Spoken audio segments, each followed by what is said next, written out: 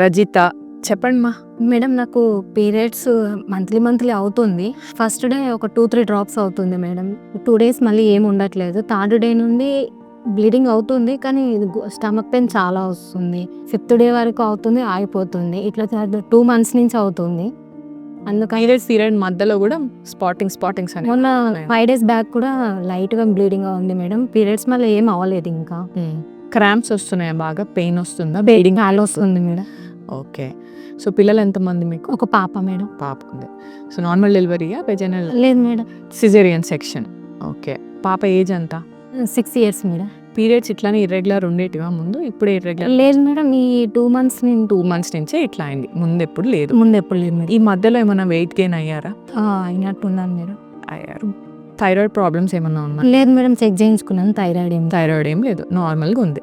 So okay, first అయితే ఒక scanning చేసుకుందాము. Okay madam. అండ్ ఒకసారి స్పెక్యులమ్ ఎగ్జామినేషన్ చేసి సర్విక్స్ ఇవన్నీ చూసినాక we'll again discuss. So scanning చేసాం కదమ్మా. సో కొంచెం అయితే ఇబ్బంది ఉంది. సో జనరల్గా ఏంటంటే ఇది మనకి యూట్రస్ అనమాట. ఇట్లా ఉంటుంది యూట్రస్. ఇవి 2 ఫెలోపియన్ ట్యూబ్స్, ఇవి 2 ఓవరీస్ అనమాట. ఓవరీస్లో మనకి ఎగ్స్ అనేటివి ఉంటాయి అండ్ ఎగ్ ఈ ట్యూబ్లోకి విడుదల అవుతుంది. తర్వాత హస్బెండ్ వైఫ్ ట్రై చేసినప్పుడు స్పర్మ్స్ ఇక్కడి నుంచి వెళ్ళి ఈ యూట్రస్లోనే మనకు బేబీ అనేది తయారవుతుంది. సో మనకు పీరియడ్స్, ఒకవేళ మనకు ప్రెగ్నెన్సీ రాలేదనుకోండి, పీరియడ్స్ అనేటివి రెగ్యులర్గా రావాలి. ఎగ్ పెరుగుతున్నప్పుడు లోపల లైనింగ్ అనేది పెరుగుతూ ఉంటుంది అనమాట, ఎండోమెట్రియం లైనింగ్. సో మీకు ఏమైపోయిందంటే ఒక చిన్న పాలిప్ ఉంది. So polyp around 1.2 into 1.5 centimeter వరకు ఉందన్నమాట. సో ఇక్కడ చూసారు కదా, ఇక్కడ మధ్యలో చిన్న గ్రేప్స్ లాగున్నాయి. ఇవి పాలిప్స్ అనమాట, ఎండోమెట్రియం పాలిప్ అని అంటారు. ఓకే అండి. సో పాలిప్స్ అనేటివి ఎందుకు వస్తాయి అంటే జనరల్ మ్యూకోసల్ థిక్కెనింగ్ అనమాట. లోపల ఒక దగ్గర అక్కడక్కడ ఎండోమెట్రియం ముద్దల్లాగా తయారవుతుంది. సో రికరెన్స్ ఛాన్సెస్ అనేది ఎక్కువ అనమాట. ఒకసారి తీసిన మళ్ళీ పింపుల్స్ లాగా పాలిప్స్ మళ్ళీ గ్రోత్ కావచ్చు. సో పాలిప్స్ ఉన్నందువల్లే మీకు ఇట్లా బ్లీడింగ్ అనేది ఇంటర్మిటెంట్గా కావడము, పెయిన్స్ రావడము, పీరియడ్ మధ్యలో స్పాటింగ్ అవ్వడం అనేది అవుతూ ఉంటుంది. Okay madam. సో పాలిప్ అనేది చిన్నదే, పెద్ద భయపడాల్సిన అవసరం లేదు. రికరెంట్ పాలిప్స్ వస్తేనే మనము కంపల్సరీ బయాప్సీ చేయాలి. సో ఫస్ట్ ఇప్పుడు మనకు పాలిప్ సైజ్ పెద్దగా ఉంది, మోర్ దాన్ 1.5 centimeter ఉంది. ప్లస్ మీకు సిమ్టమ్స్ ఉన్నాయి కాబట్టి హిస్టోస్కోపీ గైడెడ్ రిసెక్షన్ చేయడం అనేది అవసరం అనమాట. పాలిపెక్టమీ చేయాలి.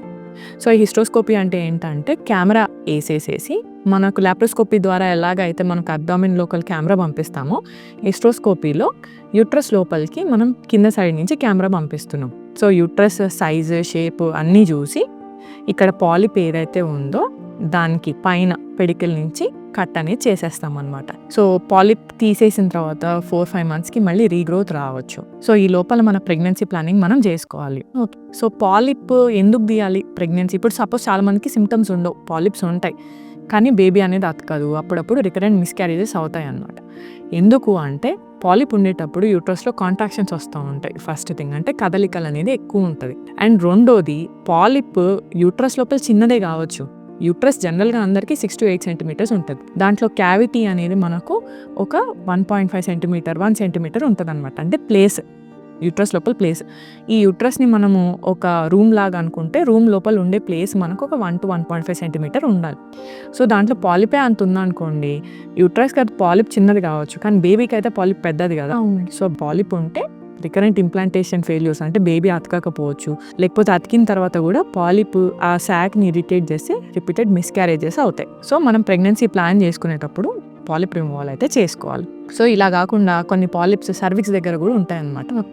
ఇవి మనకు మత్తి ఇవ్వకపోయినా పర్లేదు. సో ఓపీడీ అంటే రోజు రొటీన్ కేర్ వచ్చినప్పుడు స్పెక్యులమ్ పెట్టి మనము లైట్ వేసి పాలిప్ కూడా తీసేసేయచ్చు. ఇవి సర్వైకల్ పాలిప్స్ అనమాట. సో మనం ఎలాగో హిస్టోస్కోపీ చేస్తున్నాం కాబట్టి ఇంకా లోపల మనకి ఎక్స్టెన్సివ్గా చిన్న మైక్రో పాలిపైజ్ ఏమున్నా, ఈ కార్నోవల్ ఎంట్రీ అంటే ట్యూబల్ ఎంట్రీ పాయింట్స్ దగ్గర చిన్న పాలిప్స్ ఏమున్నా అవి కూడా తీసేద్దాం. ఓకే, టెన్షన్ పడేది ఏం లేదు. మేడం.